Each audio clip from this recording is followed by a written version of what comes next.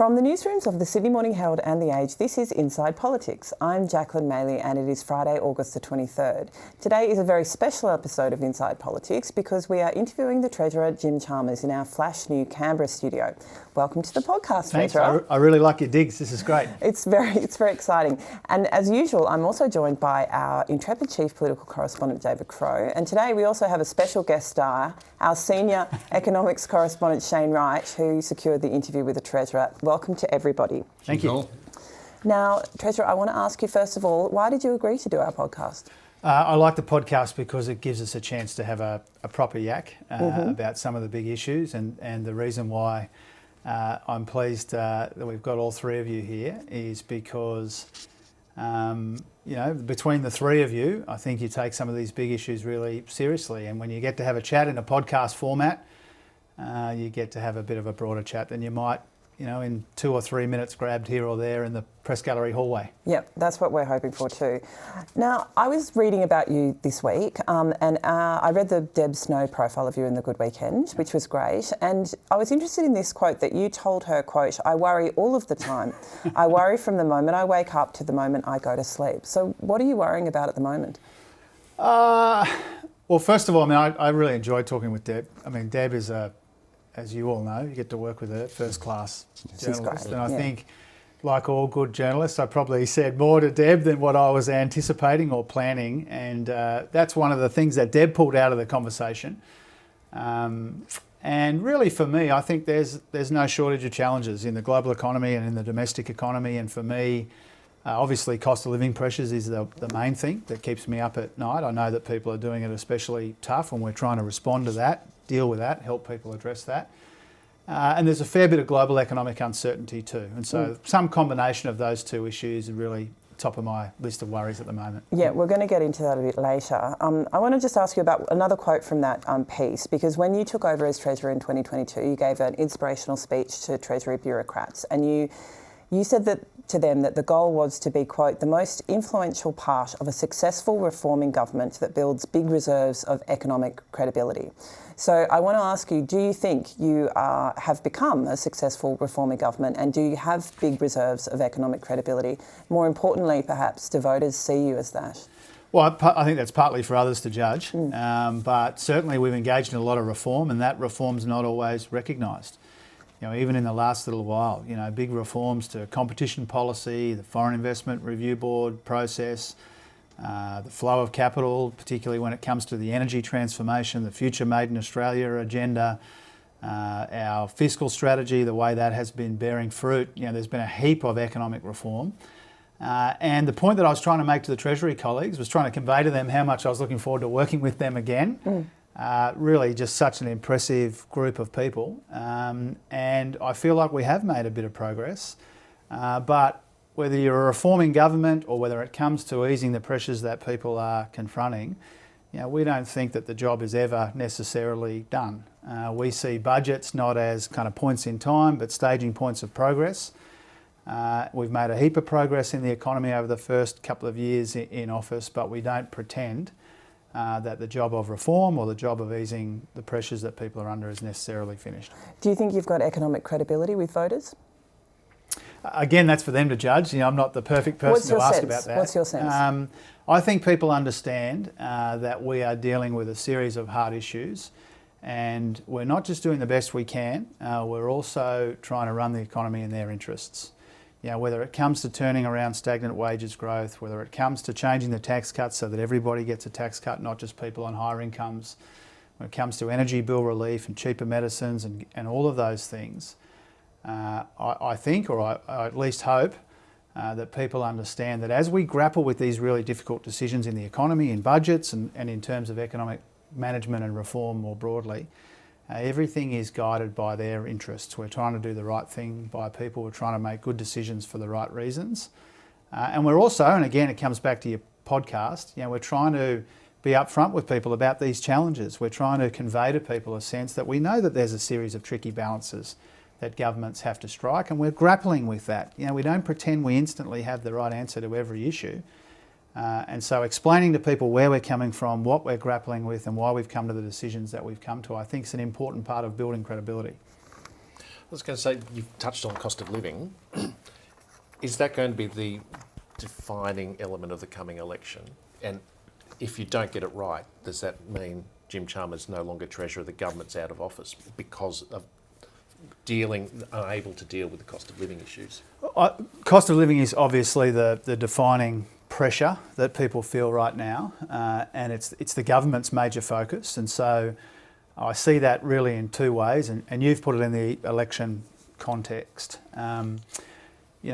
Two now, we've changed the tax cuts so that every taxpayer gets a tax cut, made sure people are getting help with energy bills and pharmaceuticals and early childhood education, and we've got wages moving again, I think, in a way that we can be proud of. So we have a record of helping people, easing some of these cost of living pressures that they're under, but so much of our forward agenda has a cost of living element to it as well. The Prime Minister's indicated he wants to do more on early childhood education. That's about cost of living. We're rolling out tens of billions of dollars that you spoke with my wonderful colleague Claire O'Neill about in housing. Housing is about cost of living. We're interested in getting more renewables in the grid. That's about putting downward pressure on the cost of living. So much of what we want to achieve in the second term, if we are fortunate enough to be given one, is about a reform agenda in each of those areas, but also it has a cost of living element. And so that's really what's at risk if the government is changed. We've got a record of providing cost of living help in a substantial way, but in a responsible way, and our forward agenda is about cost of living too. So you've touched on cost of living, and you've had to spend a fair bit to provide a lot of this, and that relies on the strong trade flows. You've touched on China, you talked about one of the biggest global factor is what's going on in China right at the moment. We're seeing it, say, in the fall in the iron ore price, the fact that house prices are falling in China. Michelle Bullock, the Reserve Bank governor, noted this is one of her big concerns. Is that one of those worries? What and how China plays out, and what does that mean to you, the economic agenda, and also the budget?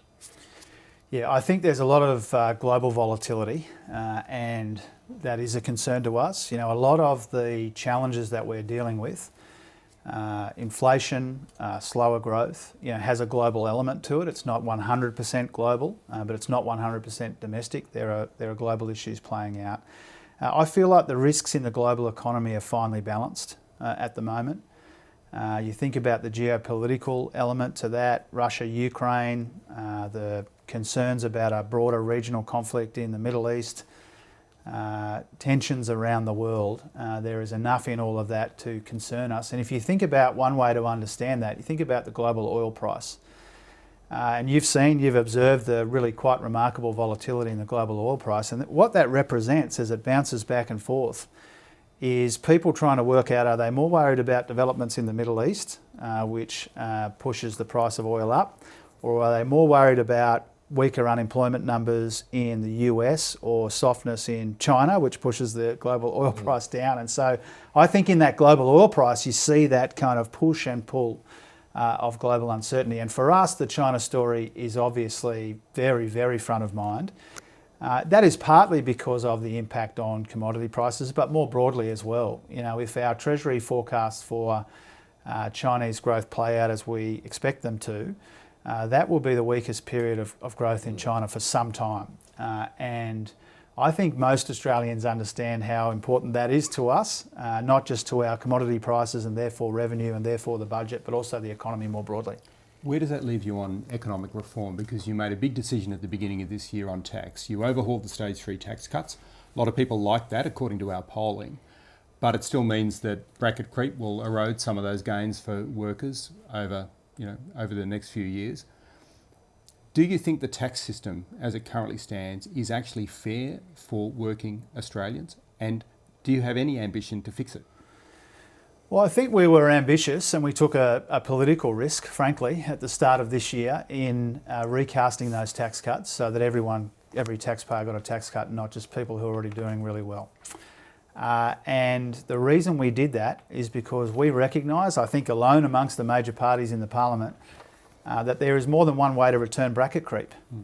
And I think one of the unfortunate elements of this welcome national conversation about tax reform and income tax and the cost of living is that a view has settled, I think a wrong view, is that it's only returning bracket creep if it disproportionately advantages people who are already on the highest incomes. And what we've shown, and what the Treasury analysis that we released when we made that decision at the start of the year shows, is that we've found a more effective way to return bracket creep right up and down the income scale, with bigger benefits for workforce participation, and to do that in a way that recognises that a lot of people are under cost of living pressure, not just some. And so clearly I was trying to get you to sort of expand on whether you can do more to fix the system. And just to explain where the question comes from, I was talking to an economist the other day, thought the government could have done more through the course of this year to explain the case for further change to tax. Not necessarily unveiling the full package, but we are looking at a period where we get ahead to the election. Questions arise about a second term agenda. Do you think tax will be part of that second term agenda? I think tax is always a part of the national economic debate. That's a good thing. But our priorities really are still trying to finish some of the big tax changes that we are already trying to legislate. The changes to superannuation tax concessions at the very top of the balances. The multinational tax agenda, there are developments this week in the Parliament around the global minimum tax. We've only just legislated the PRRT changes. So we have had a big agenda on tax. We have a big agenda on tax which is unfinished because we haven't legislated the things that we have announced. No doubt in future parliaments there will be other opportunities for tax reform, but our focus is on what we've already announced. Talking about reform, the Reserve Bank, the most important economic institution in the country by some margin. You had your plan. We've had the review from last year, and the plan was to have the major change, a new monetary policy committee that would set interest rates from July 1. Yeah. We've missed that. Are you still in talks with Angus Taylor, and where are you guys up to? Are we going to see some movement in the next few weeks or fairly soon? Yeah, we are still engaging with the Shadow Treasurer, and I'm grateful for that engagement. There's a fair amount of things that I disagree with Angus Taylor about, but I think in fairness, his instincts and his intentions on Reserve Bank reform are broadly the right ones. It's a bit of a test of whether he can carry his colleagues on that. But I've engaged with him in good faith, and I believe he's engaged with me in good faith on Reserve Bank reform. We've had, I think, 3 face-to-face meetings. He's had, I think, 3 briefings with the Treasury. We've been communicating in other ways throughout that period for, I think, at least about 18 months. And I think that's a demonstration of how serious we are trying to get to a bipartisan outcome. We don't pretend that we will govern forever, and I want these reforms to endure. And so I've been really forward-leaning when he's raised issues with me in good faith. And I don't want to engage in that negotiation via the media if I can avoid it. Well, you can. We've got a whole great platform here. Well, what I could say is that Angus Taylor has raised with me probably half a dozen areas where there are potential choices to be made or potential areas of disagreement. There have been about half a dozen. And in every single instance, all 6 of those instances, I've accommodated his view. And again, I think that's a demonstration of the willingness that I have not to be pig-headed about it. I'm not going to be pig-headed about these reforms. I've got a view. The review that they're based on was a really great piece of work in my view. There are instances even in the review where we've given a couple of kind of 50-50 calls to make. And wherever there have been 50-50 calls to be made, or wherever the Shadow Treasurer has had a strong view, I've accommodated his view. And I hope that means that we can come to an agreement and legislate these changes in time for a start. Not in the middle of the year, which is what we had originally intended, but perhaps closer to the start of next year.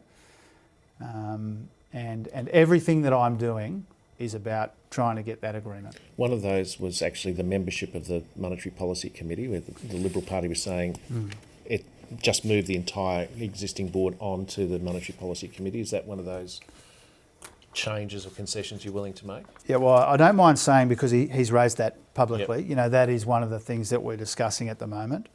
If you think about the sorts of things that he has raised, and I'm confident that most, if not all of these have been raised publicly, and so I can run through them.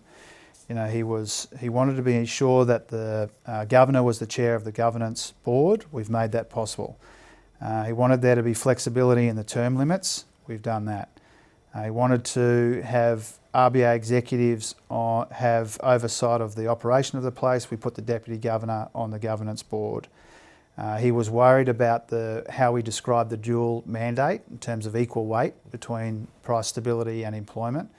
And we've accommodated his view, not just in the legislation, but also in the statement of conduct, which you've covered extensively. There are outstanding issues around Section 11, which is the Parliament's override power. He said that publicly, so I don't feel like I'm breaching any confidences there. And he has made the point that you referred to about everybody staying on the Monetary Policy Board. Now, the Reserve Bank Governor herself has said that she would like there to be continuity on both of the new boards, not just on one board. I take that view from the Governor very, very seriously. And so we're in discussions with the Shadow Treasurer to see if we can come to some kind of acceptable landing point on that one. For a lot of Australians, talk about the Reserve Bank highlights this question of pressure on inflation, on interest rates, and the debate about whether government spending is a factor. Now, I don't want to rehash the debate from a few weeks ago, but it seems to me pretty clear from this debate, there's got to be some constraint on the government when it gets to the next budget update, which is coming up toward the end of the year. So how much will that constrain you in what you can spend money on when you do the MYEFO, the budget update? Yeah. The mid-year budget update will be very focused on inflation, also these other risks in our economy, global and domestic. But we will take the inflation challenge very seriously in the MYEFO. We've made a heap of progress on inflation. As you know, it had a 6 in front of it when we came to office. It's got a 3 in front of it now. It's been moderating really quite substantially over the course of the last couple of years. But it's not mission accomplished because people are still under pressure. And so the MYEFO will be very focused on that. But not just the MYEFO. The first 3 budgets that we've handed down, we found almost $80 billion in savings, banked almost all the upward revisions to revenue, to turn 2 big Liberal deficits into 2 big Labor surpluses. The Governor says that that's helping in the fight against inflation, and so I hope you take that. I can see you warming up there. Because what you've done in the past does raise this question about what happens in the future, and we all know I think safe assumption, election next year. Yeah. You've mentioned the idea of a March budget, I think. Yeah. And so therefore, does that cramp your style basically when you're going into an election with an election budget where you can't spend any money? Is that what it's going to be? Yeah, I guess the point I'm making by raising the recent history is to talk about our bona fides. And not just in this mid-year budget update on the eve of an election in the first half of next year, but in every update, every budget, that we've handed down, we've been responsible and we've been restrained, and that's deliberate because inflation is still the primary challenge in our economy. And so people can expect us to be responsible and restrained in the MYEFO and in the election context. So we won't have a spend-a-thon election? I don't believe so. Certainly not from our point of view. What we've shown, and again, I appreciate that this is about the last couple of years, not necessarily the next couple of years, but what we've shown is a willingness to make the right economic decisions for the right economic reasons. And the politics, I believe, will take care of themselves if you get those big calls right. I think even when you think about in the last budget, I got a bit of grief in the press gallery about saying that there are not just inflation risks, but there's global economic uncertainty. That's proven to be the case. We've been right. Our judgments about the economy have been right the last couple of years, and that's because we've prioritised good economic decisions over political decisions, and people can expect that even in the context of an election. Treasurer, just quickly on housing, the average mortgage now is $637,000, which is actually quite a small mortgage if you live in Sydney, as I do. It's climbing at $154 a day over the past year. Does the sheer size of Australian mortgages worry you in terms of its macroeconomic implications? And is it time that any government fronts up to the Australian people and says maybe house prices can't keep growing exponentially if we want to increase supply and let people afford homes? Well, our primary motivation when it comes to increasing supply is to make it easier for people to find somewhere to buy, get a toehold in the market, or somewhere to rent. You know, we are not primarily trying to take a big hit off people's house prices. For a lot of people, that's the foundation of their economic security. Yeah. And so that's not our motivation. Our motivation is building more homes for people to buy and rent. And on the part of your question about mortgages, one of the reasons why Australians are especially sensitive to interest rate changes, one of the reasons why one of the main pressures on people right now has been those interest rate rises is because of two things. Big mortgages, as you rightly identify, but also variable mortgages. And that means that sometimes when interest rates change in Australia, it has a disproportionate impact than what you might see in other comparable countries. Do you think, though, you look at your three kids and go, they're going to be coming to the bank of mum and dad to get into the property market when and if they ever move out because they can't afford to get into the property, to buy their own place? Look, my concern about this is much broader than what's happening with... That's a broad concern of many parents, particularly ones who can't afford that. No, it is. And that's one of our motivations, really. I mean, if you made a list of our major economic challenges, housing is on it. And that's why we've got the $32 billion, the $6 billion extra in the budget, all of the things that Claire spoke with you about far more eloquently than I can. And the reason for that, there's an intergenerational element to that, which is to pick up your question and take Leo and Annabelle and Jack out of it for a moment. There is an intergenerational element to it that we acknowledge, and that's one of the reasons we're responding to it in the way that we are. We don't want this to be a country where finding a good place to live near where the jobs and opportunities are being created is a memory. And we don't want it to be a memory. We want it to be a feature of our economy, and that's why so many billions of dollars and so much effort and commitments going into it. I just want to ask you one question slightly out of left field, because you have in the past consulted the mindset coach Ben Crowe, who has famous celebrity clients like Ash Barty and your beloved Brisbane Broncos. I wanted to ask, what was the most important piece of advice that he's given you, or principle that he's given you that you take with you? I ran into Ash Barty at the airport the other day, and Ben is our mutual friend. Is he a relation? He's no relation. David Crowe and Ben Crowe are not related. Ben Crowe is an absolutely magical person. Absolutely magical. He has the kind of insight which is rare. And one of the things that stands out for me talking with him is about drawing inspiration from different places, and his big thing is drawing inspiration from your own story, understanding your own vulnerabilities, and your own kind of the things that you're grappling with in your own life, but finding inspiration elsewhere. And I love talking with him about the athletes that he works with, because I don't believe that being good at something is necessarily limited to different fields of endeavour, and so I try and learn from other people that he works with in the sporting world and elsewhere. And one of the things that we talk about, there's a wonderful clip of LeBron James after he wins a title with the Miami Heat. And LeBron James says, "I'm LeBron James from Akron, Ohio. I'm not even supposed to be here," which is amazing that this all-conquering, powerful American athlete, one of the two best players in the history of the sport, has this sense that he's not even supposed to be here, that his story is a little bit improbable. And so Ben and I talk a lot about this sense of, where we are from and this remarkable opportunity that we have. When I hear LeBron say that, I feel a little bit of that myself. We're in very different fields. But really I talk with Ben a lot about this sense of where you're from and where you're headed, trying to make the most of this really quite remarkable opportunity that we have, all of us have. Steering the national economic conversation is an amazing opportunity, and it will end one day. It will be fleeting. And so trying to make the most of it. So I speak to Ben a lot about that. But it won't be fleeting if you have your way. Does Ben Crowe offer you any advice on what next for you, including advice on becoming Prime Minister? No, not for 1 second. I've never discussed that. Never been anything that we've talked about. But without kind of going to every element of it, what Ben does for athletes, and the bit that I'm trying to kind of understand from his world is he really tries to help people understand where this opportunity fits in who and how you see yourself.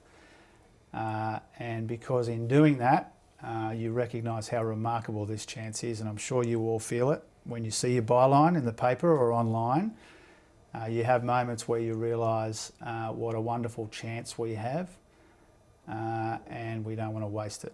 And so Ben helps me not waste it. Just a very quick follow-up question. I mean, you talk about that sort of almost sense of imposter syndrome, that you're not supposed to be here. Is that something that stays with you? And does someone like Ben Crowe help you overcome that or come to terms with it?